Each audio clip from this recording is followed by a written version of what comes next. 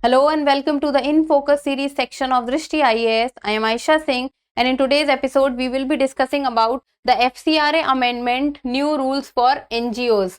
So the FCRA has been amended and new rules has been put on record for the NGO, that is the non-government organizations. So first of all, about the timeline, first we'll be looking at the news, then about the Foreign Contribution Regulation Act, that is called as FCRA. Why is it in news and what is it? Then what are the new changes that has been introduced in it? What are the earlier amendments to the FCRA that has taken place till now? Status of NGOs in India in the end, prelims MCQ. Topic is of relevance from General Studies paper 3, that is internal security first, and second is economy. From exam perspective, you should be able to know what is FCRA and what are the new changes introduced. So the news talks about NGOs need to declare assets created using foreign funds. FCRA new guidelines. So the new guidelines has been issued by the FCRA that now the NGO, whatever amount they receive from foreign, that is the foreign funds, whatever they receive, now they have to declare the assets which are created because of those funds, that is the movable or the immovable assets, whatever assets are being created because of the foreign funding, the assets needs to be declared. So what has happened is the Ministry of Home Affairs has modified rules pertaining to filing of annual returns by the NGOs. Now in the annual returns which are filed by the NGOs, they have to talk about the foreign funding which they have received and the assets created through that foreign funding, whether the assets created are movable or immovable. And in one particular financial year, whatever the assets have been created or whatever the amount they have received, they have to now tell that and they have to now show it. And it is registered under the Foreign Contribution Regulation Act. As the name itself is telling, foreign means outside India, contribution, it means whatever contribution is coming outside, it needs to be regulated. And the aim to bring this change is to bring more transparency in the funding of the NGOs. Because till now the point that has been raised regarding the funding of the NGOs is that the transparency has not been brought and there is no track that where the amount or where the funds have been used by the NGOs. But now the NGOs have to show where they are using the funds to just bring the more transparency, that the funds which are coming into India is not used for wrong purposes, it is used for the purposes which has been prescribed by the NGOs during the time of registration. And according to the Ministry of Home Affairs, they want to extend the validity till March 2024 for the FCRA license of those entities whose license were expiring on 30th of September and whose renewable was pending. So whichever NGOs license are expiring on 30th September and renewal is pending, so the date has been extended to March 2024. So now let's see. First of all, let us understand what is FCRA, that is Foreign Contribution Regulation Act. After this we will be seeing that what new rules has been amended. So FCRA, it regulates foreign donations which are coming to NGOs in India. Foreign donation, it means whatever donations or whatever money which is coming from outside India into India, so it regulates that money which is coming in the form of funds or donations and ensures that such contributions do not adversely affect internal security, so that whatever amount or whatever funds which are coming in India in the form of donations, it is used for the right purposes and it is not harming the internal security of India. And the FCRA was enacted during the emergency in the year 1976, as there was apprehension that foreign powers were interfering in Indian affairs by pumping money into the country through independent organizations. So FCRA came in the year 1976 during the emergency times, and the reason why it was enacted was that it was thought at that point of time that outside powers were also trying to play a major role in Indian politics or in India policy making. So that needs to be regulated. Interference will not be tolerated. And all NGOs register themselves under the FCRA. So in India, all the NGOs which are present in India, they need to register themselves under the FCRA. And registration, when done for the first time, it is initially valid for only 5 years and it is renewed subsequently, and whenever all the norms are complied, so the license will be renewed for further period, but initially it is only for 5 years. Now FCRA.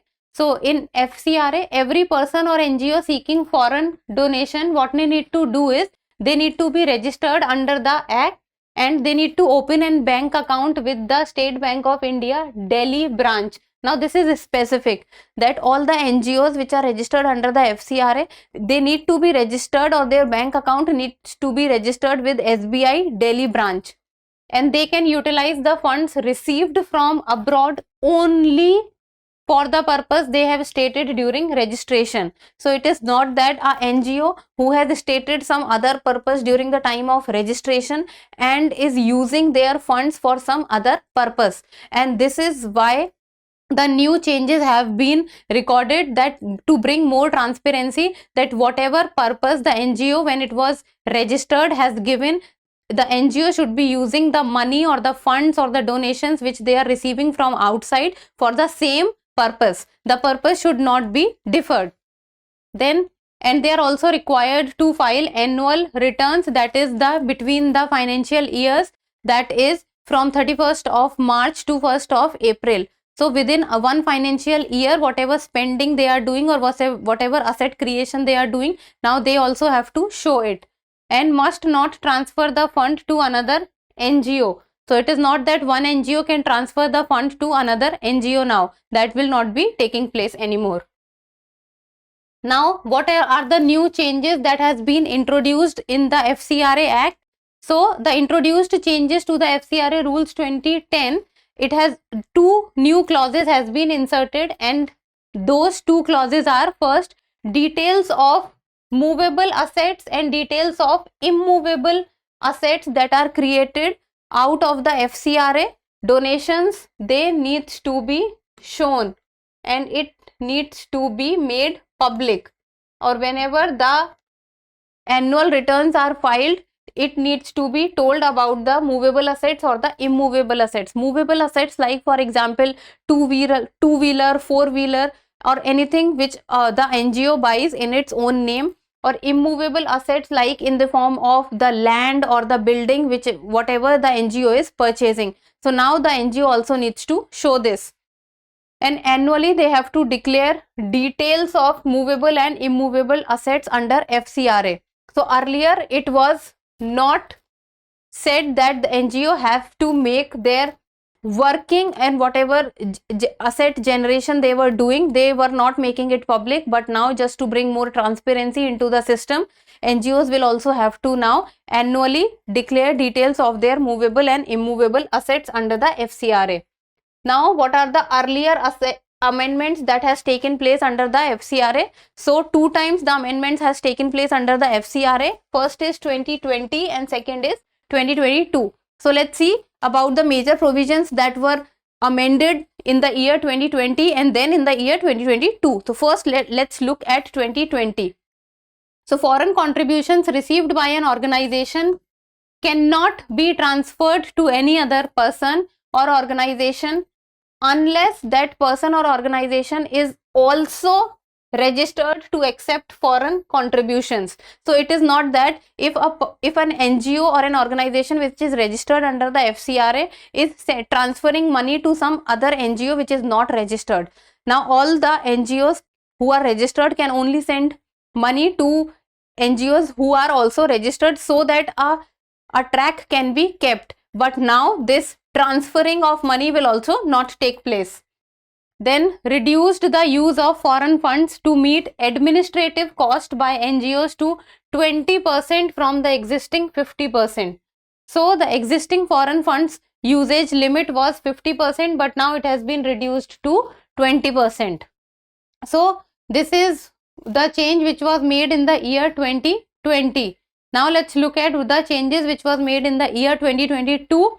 First, that it allowed Indians to receive up to rupees 10 lakh in a year from relatives who are staying abroad. Means that people, or like imagine one of your family members is staying abroad, so that person can send in a year 10 lakh rupees. Now this was the limit which was changed in the year 2022, because earlier the limit was 1 lakh rupees, but now it has been increased to 10 lakh rupees. And individuals will now have 90 days to inform the government instead of 30 days earlier. So if a person, or if someone sends more than 10 lakh rupees in a year, now then the person will have to inform the government, and the time limit to inform the government has been raised from 30 days to 90 days. So now it is 90 days, the time limit. So this was about the amendments. Now status of NGOs in India. So the Minister of State for Home, it has said that NGOs had received around rupees 16,306.04 crore in the year 2019-20, and these are the specific statistics about the amount which they have received in the year 2020-21 and 2021-22. And if we talk about the NGOs, then in India, according to the official data, there are 16,301 NGOs in the country which are registered under the FCRA. And if we talk about a particular region, that which region has the highest number of NGOs registered under the FCRA, then it is Delhi, and then Tamil Nadu and Karnataka. And the highest number of funding has also been received by Delhi, followed by Tamil Nadu and Karnataka. So highest funding received by Delhi, then Tamil Nadu, and then Karnataka. In India, according to the official data, there are more than 16,000 NGOs registered under the FCRA. Now in the end, a prelims MCQ, and you people need to tell me the answer in the comment section. And its question says, consider the following statements, and you have to talk about the correct statement. First, details of movable and immovable assets created out of FCRA needs to be informed. Then second, FCRA regulates foreign donations in India. You have to talk about the correct statements, and the codes are 1 only, 2 only, both 1 and 2, neither 1 nor 2.